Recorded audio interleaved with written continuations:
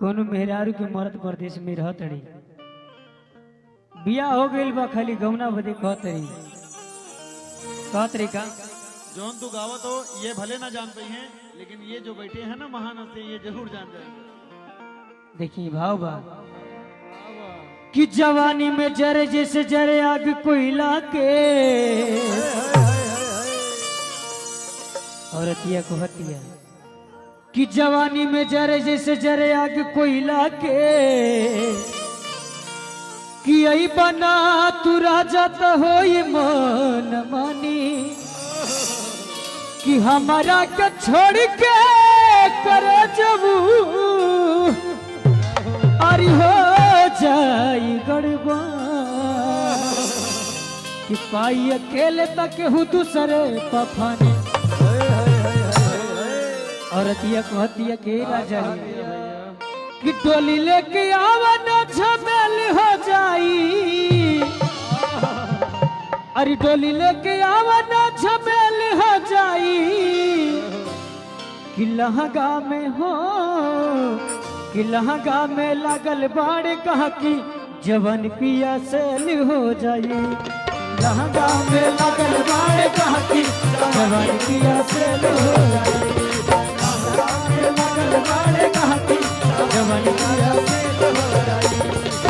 डोली लेके आवा ना झमेल हो जाई,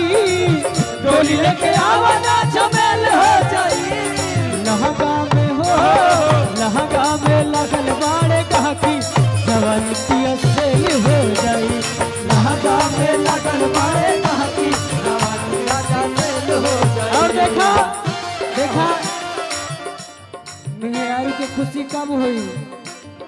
कि दिन भर चाहे जहाँ रही है हमारी पिया, दिन भर चाहे जहाँ रही है हमारी पिया, दिन भर चाहे जहाँ रही है हमारी पिया, दिन भर चाहे जहाँ रही है हमारी पिया, रात के घर चली आई है हमारे पिया, रात के घर चली आई है हमारे पिया, रात के घर चली आई है हमारे पिया, नई हर में लगल बाड़े कहा कि जवन पिया सेल हो जाई,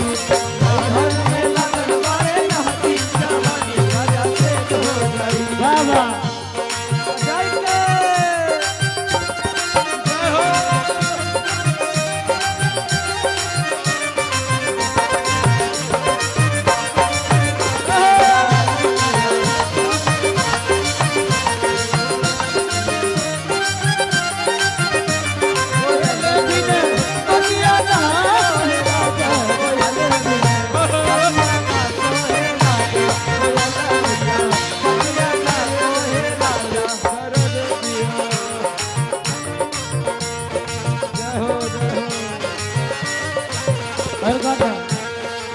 लइका जवान हा कि बुढ़वा बोल बोली, डर लगे वही घर में चली न जाए गोली,